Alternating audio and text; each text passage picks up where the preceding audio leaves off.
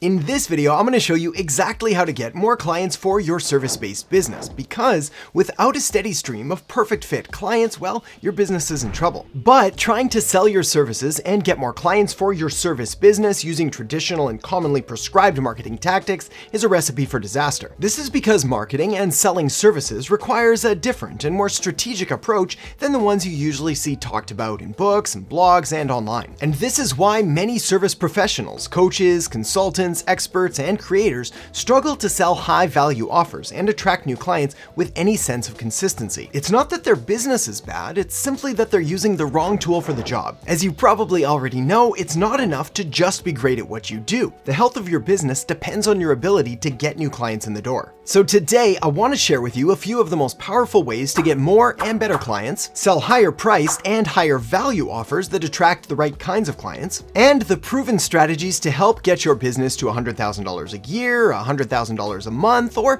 whatever goal you're trying to achieve. So let me show you how it's done. And it all starts with deconstructing and re-engineering one of the most popular and common phrases in all of sales, ABC. There's a saying in sales and marketing that goes ABC, and it stands for always be closing. While it's more of a motivational phrase than a business growth strategy, it's essentially just saying that you always need to be on the lookout for new prospects, selling them on your ideas, and ultimately closing them. And yes, while doing all of those things is an important part of the overall process, well, it's not everything. In fact, today, it's not even the main thing. As this quote from Investopedia says, "In the modern age, studies show lead generation, customer follow-up, and strategy sessions comprise a greater part of a salesperson's day than closing." So that's where we need to focus first, on lead generation, customer follow-up, and strategy sessions. Because when you do it this way, well, selling becomes almost automatic, kind of like a natural byproduct that occurs simply by you having done all of the things that you just did. Yeah, I think that makes sense. In fact, it was this very same concept that first drew me to marketing in the first place.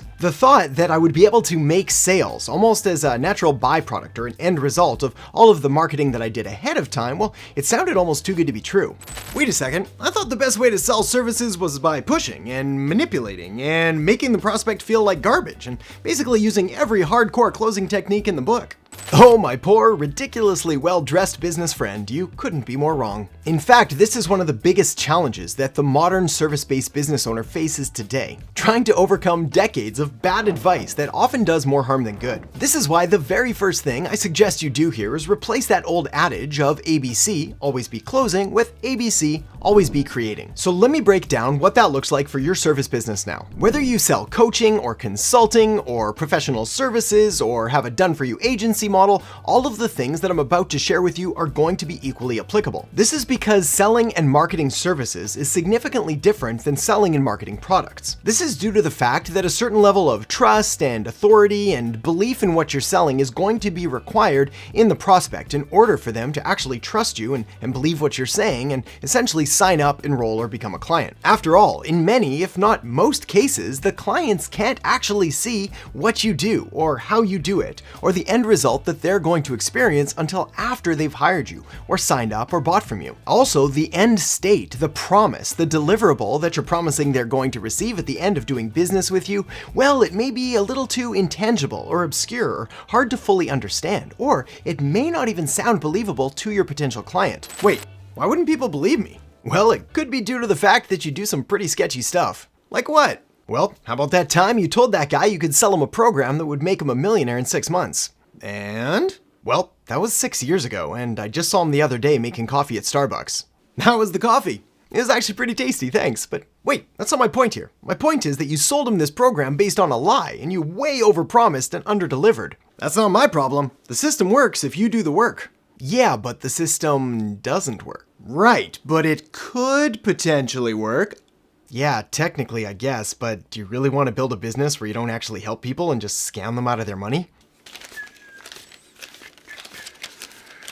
Well, this is why when it comes to always be creating, there's a few things that you need to focus on if you really want to make your business stand out from the crowd. The first is all about creating content. It's no secret that content marketing works. I mean, entire books have been written on the subject, articles and studies have been conducted, and I even have a number of videos and trainings right here on this channel to help you get started and incorporate an element of content marketing into your business. But the key thing to remember when it comes to creating content, and this is especially true for service-based businesses, isn't to focus on creating content per se, but rather to focus on creating opportunities. Because really, that's what your content is there to do. Opportunities for your business to be found, opportunities to create a connection, and opportunities to elevate your position and your level of expertise and authority in your market. In marketing, we call this inbound marketing because it's all about drawing your ideal clients in rather than you having to go out there and chase them down. Now, your content could be blogs or podcasts or videos or Facebook posts or LinkedIn articles or pretty much anything you can think of, so long as it's in alignment with where your ideal clients are present and active online. The key is to focus on prioritizing your content marketing as that core component of your service business growth strategy. With that said, the next thing you want to focus on is creating value. Creating value is all about making yourself and your business an indispensable and irresistible part of your clients' everyday lives. Your ultimate goal is to try to make yourself your client's #1 resource and go-to advisor for all things related to your industry. Basically, what you want is for when your clients to think of anything related to your industry, well, their very first thought is to think of you. And the first step in doing this is making sure that the content that you're creating is both useful and relevant to them. This shows your potential clients that you understand their pains and their fears and their frustrations, and that you're well equipped to help them solve them. As the famous quote by Theodore Roosevelt goes, "Nobody cares how much you know until they know how much you care." Another aspect is always looking for ways to help and serve your market, even before, in fact, especially before money has ever changed hands. Basically, trying to give them as much value as you possibly and reasonably can, which shows them that you're there to help and you've got more than enough good stuff to go around. There's another old business saying that goes, "People don't like to be sold, but they love to buy." This is why genuinely caring about the people you serve is a mandatory prerequisite to making any kind of sale. Today's clients, well, they've seen it all, they've heard it all, and the odds are pretty good that they've been burned before by some less ethical and less scrupulous business person. Huh?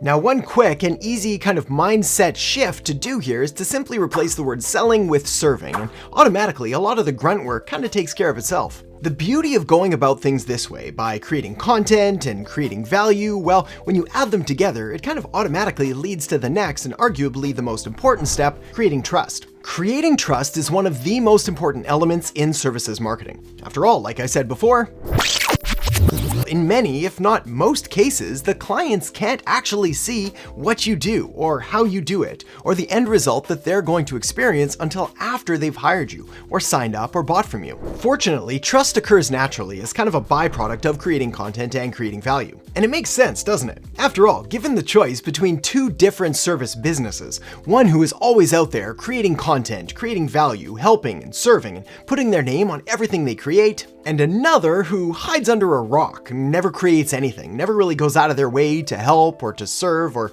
to do any kind of marketing whatsoever, and it's not really hard to see what most people are going to choose. But there's another way that consistently creating content and creating value automatically and subconsciously, somewhat psychologically, leads to creating a whole new level of trust, and this is known as the mere exposure effect. The mere exposure effect is a psychological phenomenon where your clients start to like and trust you more simply by seeing your content and you more often. In other words, simply by creating content and showing up in front of people and staying top of mind, they'll naturally start to trust you more. So anything you can do to create more content and show up in front of them more often is going to help a lot. But if you're looking for even more service business marketing strategies, well, the next thing you're going to want to do is check out the video I've got linked up right here on some of my best strategies for marketing a service-based business. So make sure to check it out now, and I'll see you in the next video. It all starts with tip number 1, which is to sell the end. This is probably the single most important tip of this entire video. Actually, maybe the second most important tip. I saved the best one for last.